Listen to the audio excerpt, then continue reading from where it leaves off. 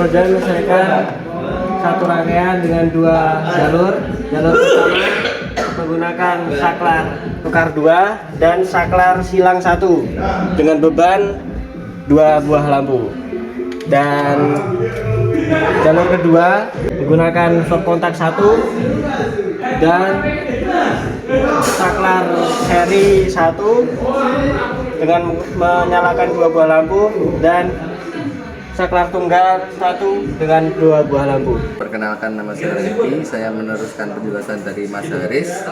Jadi di jalur pertama kita menggunakan 2 saklar tukar dan 1 saklar silang.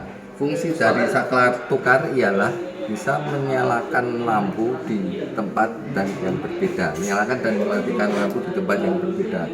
Contohnya, di sini ada 2 lampu. Saya menyalakan dari sini saklar tukar 1, saya bisa mematikan di saklar tukar 2. Dan saklar silang ini fungsinya juga bisa untuk menyalakan dan mematikan lampu tersebut. Jadi saklar ini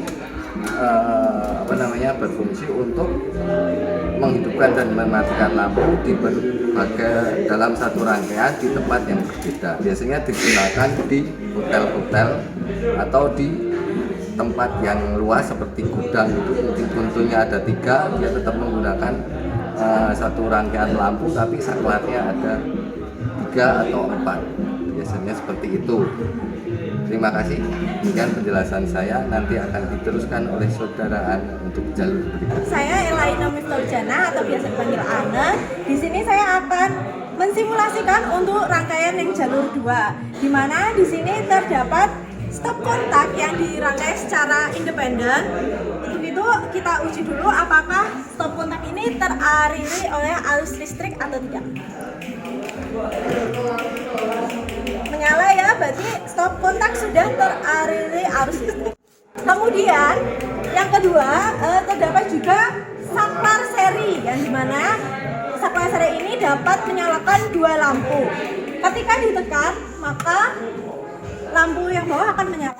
Jika saklar seri yang satu yang ditekan maka lampu yang atas akan menyala. Kita matikan kembali.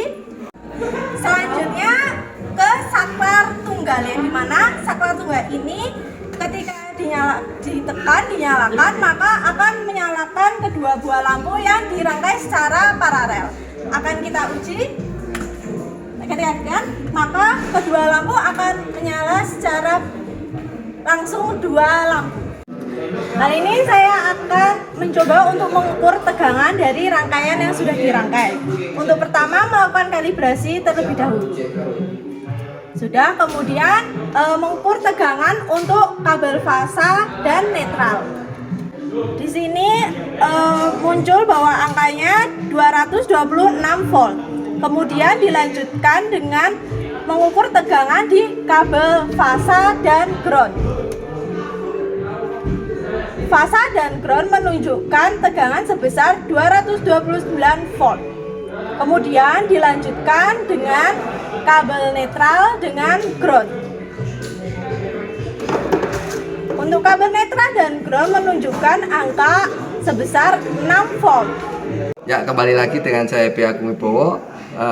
Sekarang saya akan mengukur polaritas dan kontinuitas dari rangkaian ini. Syarat pertama untuk mengukurnya ialah kita matikan dulu dayanya, terus mengurangi bebannya. A few moments later. Kontinuitas itu apa? Ialah kontinuitas itu adanya sambungan antara jalur dalam satu jalur kabel. Contohnya fasa sama fasa. Kita tunjukkan fasa dengan fasa. Nah, kita di sini ada bunyi bahwa itu jalurnya menyambung. Setelah itu netral dengan netral, dia menyambung. Ground dengan ground. Nah, berarti fasa menyambung dengan fasa, netral menyambung dengan netral, dan ground menyambung dengan ground. Sekarang kita mengukur tingkat polaritasnya, apakah terjadi polaritas yang diukur ialah fasa dan netral.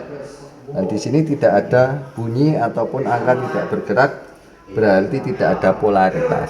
Seandainya terjadi polaritas, maka rangkaian ini akan terjadi konsleting listrik seperti itu. Untuk selanjutnya saya akan mengukur tahanan isolasi. Untuk mengukur tahanan isolasi, kita perlu melepaskan semua bebannya terlebih dahulu. A few moments later. Setelah semua beban sudah dilepas, kemudian perlu memutus arus terlebih dahulu. The story of my life, I take her home, I drive all night to keep her warm in time. Tapi bohong. Setelah arusnya sudah diputus, kemudian mengukur tahanan isolasi menggunakan Megan. Untuk yang pertama, kita sambungkan dulu fasa dengan netral.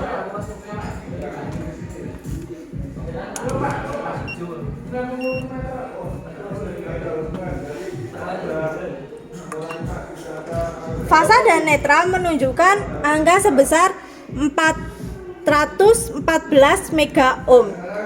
Ini menunjukkan angka yang baik karena untuk tahanan isolasi minimalnya adalah 1 mega ohm. Kemudian dilanjutkan fasa dengan ground.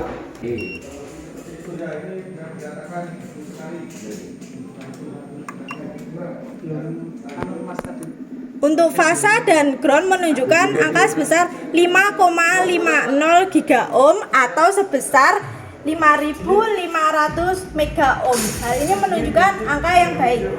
Kemudian dilanjutkan untuk netral dengan ground.